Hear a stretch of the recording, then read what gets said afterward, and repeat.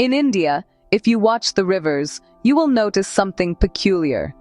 Most of the great rivers, like the Ganga, the Godavari, and the Krishna, begin their long journeys and flow towards the east.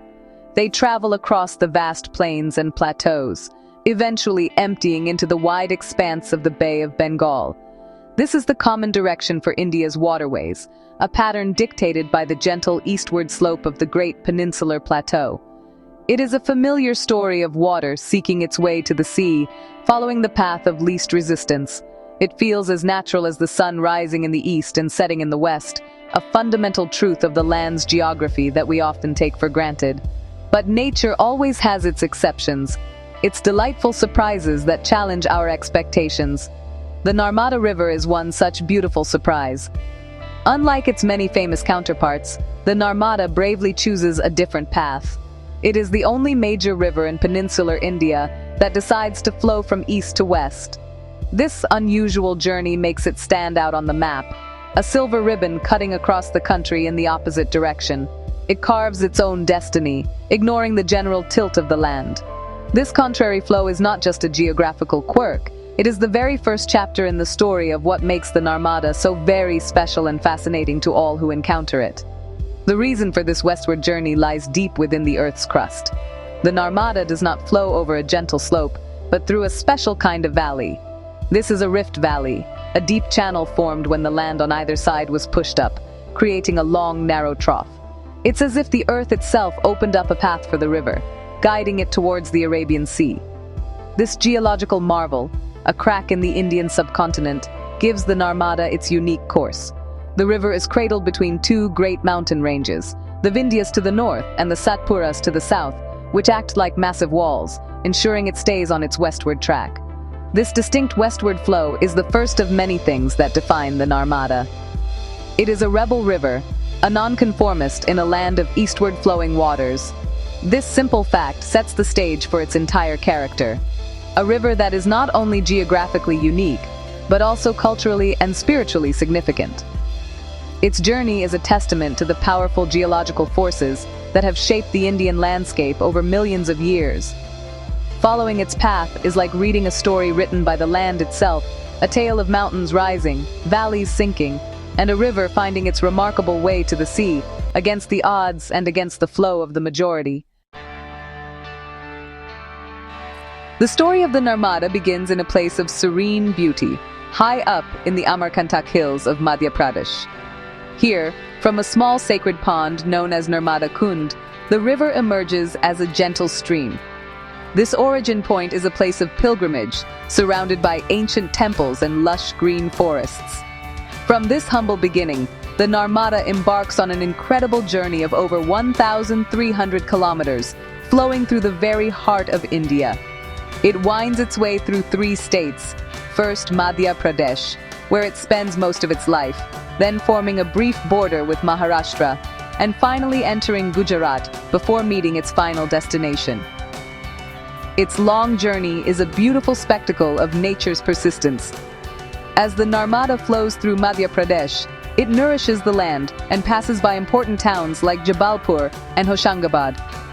The landscape along its banks is constantly changing, from dense forests to fertile agricultural plains. One of the most magical sights on its journey is near Jabalpur, where the river glides silently through the marble rocks at Bedagat. Here, the water has carved its way through soft white marble, creating a stunning gorge that towers on both sides. The rocks shimmer in the sunlight, changing color with the moving sun, making a boat ride here feel like floating through a dream. It is a quiet, awe-inspiring display of the river's artistic power. Not far from the serene marble rocks, the river's mood changes dramatically. At Dhuandhar Falls, the calm waters suddenly plunge downwards with tremendous force. The name Dhuandhar means smoke cascade, and it is easy to see why. The falling water creates a fine mist that rises like smoke, and the roar of the falls can be heard from a distance. It is a powerful and energetic sight, showing the untamed spirit of the Narmada. This combination of calm beauty and raw power is what makes the river's journey so captivating. The river is both a gentle artist and a powerful force of nature, all within a few kilometers. After its long and eventful journey across the central Indian plains, the Narmada enters Gujarat. Here, it widens, its pace slowing as it approaches the end of its course. It flows past the historic city of Bharuch, a port that has existed for centuries near the river's mouth. Finally, after nourishing countless towns and fields, and after displaying its breathtaking beauty, the Narmada empties into the Gulf of Khambat, a part of the vast Arabian Sea. Its long westward journey is complete, leaving behind a legacy of life and beauty across the lands it has touched. A final grand meeting of fresh water with the salty sea. For millions of people, the Narmada is much more than just a river. It is a living goddess, a mother who nurtures and blesses. In Hinduism, it is considered one of the 7 most sacred rivers in India, and it is often called Ma Narmada, or Mother Narmada. Legends say that the river was born from a drop of sweat that fell from Lord Shiva while he was meditating. It is believed that just the sight of the Narmada is enough to wash away one's sins, a blessing that other rivers grant only through bathing.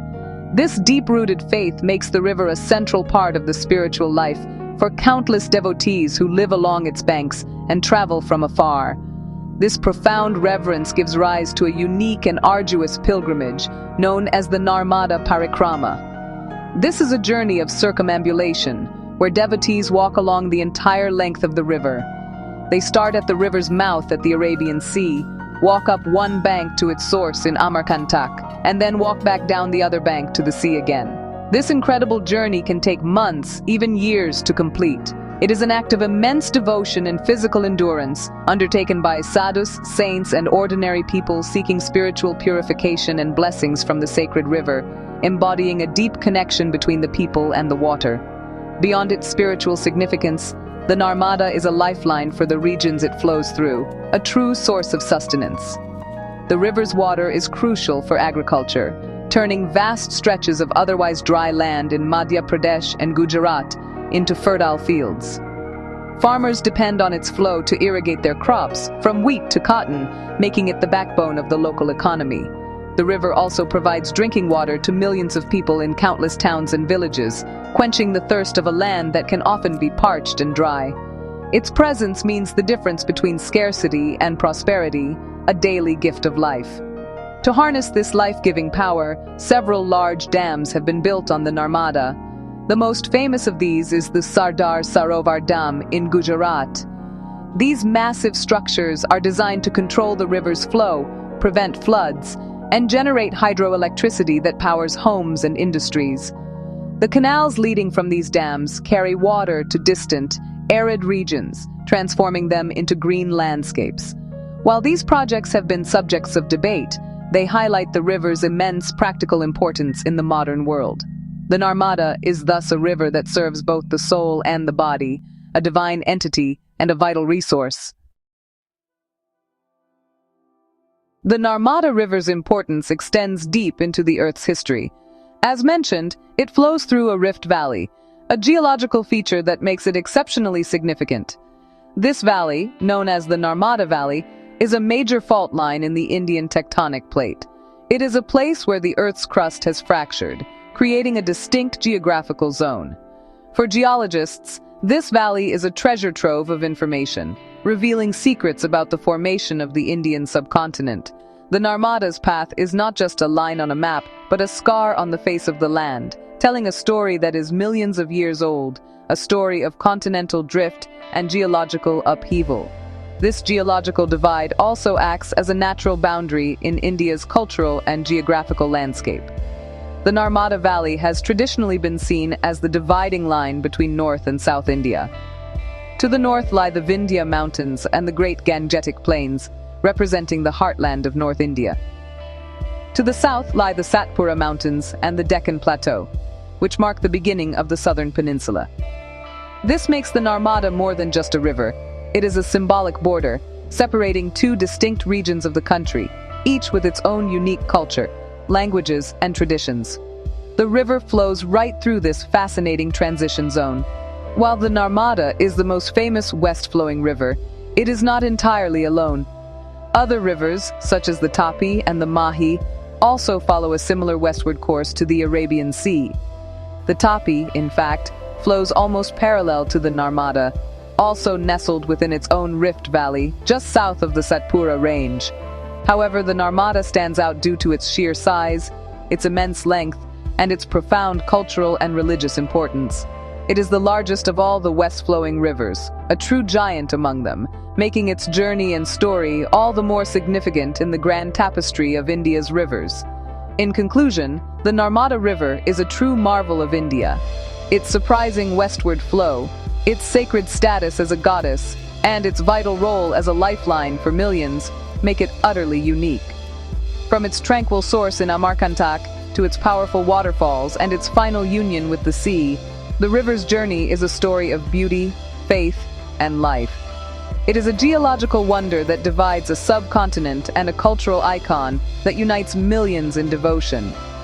The Narmada is not just a body of water. It is the soul of central India, a river that has carved its own path, both on the land and in the hearts of its people.